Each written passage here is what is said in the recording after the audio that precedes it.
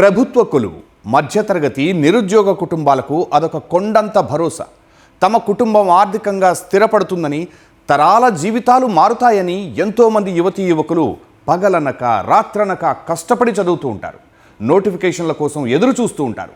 అయితే ఇదే ఆశను ఆసరాగా చేసుకుని కడప జిల్లాలో భారీ మోసానికి తెరలేపారు. కారుణ్య నియామకాల పేరుతో సామాన్యుల నడ్డి విరుస్తూ ఏకంగా ప్రభుత్వ ఖజానాకే కన్నం వేశారు. దాదాపు 8 ఏళ్లుగా యథేచ్ఛగా ఈ దందా కొనసాగింది. అసలు ఈ నకిలీ ఉద్యోగాల భాగోతం ఎలా బయటపడింది? ఇంతకీ ఆ కేటుగాళ్లు ఎవరు?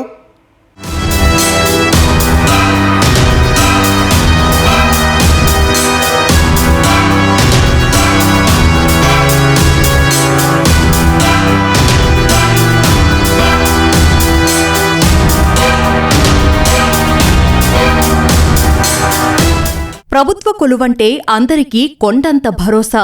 తాము చనిపోయినా తమ తరాల వారికి కూడా ఆ ఉద్యోగం వస్తుందని ఆశ. కుటుంబానికి మంచి ఆర్థిక భరోసా ఉంటుందని ధీమా. సాధారణంగా ప్రభుత్వ సంస్థల్లో ఉద్యోగి విధుల్లో మరణిస్తే వారి కుటుంబ సభ్యులకు కారుణ్య నియామకం కింద ఆ ఉద్యోగమిస్తారు. అటువంటి కారుణ్య నియామకాల కోసం ఎదురుచూస్తున్న నిరుద్యోగులు ఎందరో ఉన్నారు. కాని కొందరు అక్రమార్జనకు ఆశపడి ఆ నియామకాల్లో పెద్ద కుంభకోణానికి తెరలేపారు. దాదాపు 8 ఏళ్లు ప్రభుత్వ ఉద్యోగాల్లోనే ఉంటూ ఖజానాకు గండికొట్టి సామాన్యుల సొమ్ము దర్జాగా దోచుకున్నారు.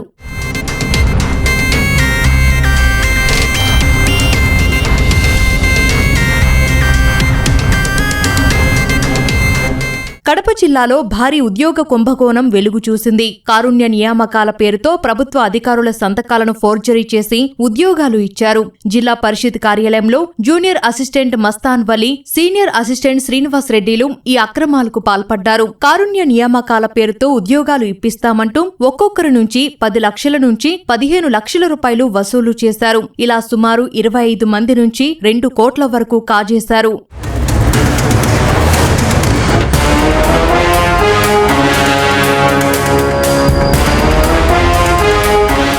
ఆశావహుల నుంచి లంచం తీసుకున్న నిందితులు నకిలీ నియామక పత్రాలు సృష్టించారు. ఆ పత్రాలపై జిల్లా పరిషత్తులోని ఉన్నతాధికారుల సంతకాలను ఫోర్జరీ చేశారు. ఇలా ఆ 25 మందికి జిల్లాలోని వివిధ ప్రాంతాల్లో పోస్టింగ్ కూడా ఇప్పించారు. ఈ నకిలీ ఉద్యోగాల నియామకాల ప్రక్రియ 2018లో మొదలైంది. నియామక ఉత్తర్వులు అందుకున్న వారు ప్రభుత్వ ఉద్యోగుల్లాగే ప్రతి నెల జీతాలు తీసుకున్నారు. ఇలా ఇప్పటి వరకు వారు 3.80 కోట్ల రూపాయలు తమ జీతభత్యాలుగా ప్రభుత్వ ఖజానా నుంచి డ్రా చేశారు. ఇటీవల కారుణ్య నియామకాలపై అధికారులు లోతైన విచారణ చేపట్టడంతో ఈ ఉద్యోగాల కుంభకోణం బయటపడింది. సయ్యద్ మస్తాన్ వాలీ, ఆయన is a resident of Kadapa, junior assistant అని సిఇఓ ఆఫీస్లో పనిచేస్తారు. చుల్మరు శ్రీనివాసులు రెడ్డి, అతను సీనియర్ అసిస్టెంట్గా పనిచేస్తారు ఎంపీపీ కమలాపురం. ఇద్దరు గవర్నమెంట్ ఎంప్లాయీ. ఇప్పటి వరకు ఇన్వెస్టిగేషన్లో బయటకు వచ్చింది 25 మెంబర్స్కి కంపాషనేట్ అపాయింట్మెంట్ జాబ్ ఇవ్వడం జరిగింది. ఈ 25 మెంబర్స్ చూస్తే వీళ్ళ ఫాదర్ ఆర్ మదర్ ఆర్ ఎవరు కూడా ఇప్పుడు కూడా గవర్నమెంట్ సర్వీస్లో లేదు. ఏ అపాయింట్మెంట్ లెటర్లో వీళ్ళ ఫాదర్ పేరు మెన్షన్స్ ఉన్నాయి, అన్ని ఇమాజినరీ పర్సన్. అట్లాంటి వ్యక్తి ఇట్స్ నాట్ ఎగ్జిస్టెంట్. ఈ కంప్లీట్గా ఫిక్టిషియస్ వ్యక్తి ఉన్నారు. అక్కడ గవర్నమెంట్ జాబ్లో ఉండేది అని చెప్పి ఫలానా వ్యక్తి is a son of that person అని చెప్పి అపాయింట్మెంట్ లెటర్స్ ప్రిపేర్ చేయడం జరిగింది. నిందితులైన సయ్యద్ మస్తాన్ వలీ, శ్రీనివాస్ రెడ్డిలను అరెస్టు చేసి రిమాండ్కు తరలించినట్లు ఎస్పీ నచికేత్ విశ్వనాథ్ తెలిపారు. ప్రస్తుతం నకిలీ ఉద్యోగాలు పొందిన 25 మందిపైన పోలీసులు విచారణ జరుపుతున్నారు. ఈ భారీ మోసం వెనుక ఇంకెవరైనా ప్రభుత్వ ఉన్నతాధికారుల హస్తముందా అనే కోణంలో దర్యాప్తు చేపట్టారు.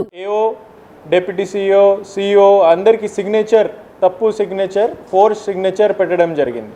ఆ లెటర్ తీసుకొని వీళ్ళకి ఏదర్ ఆఫీస్ సబార్డినేట్ లేకపోతే వాచ్మెన్గా అపాయింట్మెంట్ లెటర్స్ ఇవ్వడం జరిగింది. వీళ్ళు అక్కడ కన్సర్న్డ్ స్కూల్లో వెళ్ళి హెడ్ మాస్టర్ లేకపోతే ఇక్కడ అపాయింట్మెంట్ ఉంది అక్కడ వెళ్ళి ఈ లెటర్స్ ఇచ్చేశారు. ఆ లెటర్ ఇచ్చిన తర్వాత ఆ లెటర్ బేస్ చేసుకొని వీళ్ళు శాలరీ డ్రా చేశారు. ప్రతి లెటర్ ఇవ్వాలంటే, ప్రతి job appointment, fake job appointment ఇవ్వాలంటే 10 to 15 lakhs వీళ్ళు కలెక్ట్ చేసుకున్నారు ఈ ఇద్దరు వ్యక్తి. సో టోటల్ అరౌండ్ 2 crores వీళ్ళు డిఫరెంట్ వ్యక్తుల నుంచి కలెక్ట్ చేసుకొని వీళ్ళకి ఈ ఫ్రాడ్ అపాయింట్మెంట్ లెటర్ ఇవ్వడం జరిగింది. అది 1 part. బ్రైబ్ అమౌంట్ ఇప్పటి వరకు మేము ఇన్వెస్టిగేట్ చేసింది అప్ టు 2 crore ఉంది. తర్వాత వీళ్ళకి ఫ్రాడ్ అపాయింట్మెంట్స్ కాబట్టి వీళ్ళకి శాలరీ ఇవ్వడం జరిగింది. 2018 నుంచి ఈ కంటిన్యూస్గా వేరే డిఫరెంట్ టైం పీరియడ్స్లో ఈ అపాయింట్మెంట్స్ ఇవ్వడం జరిగింది.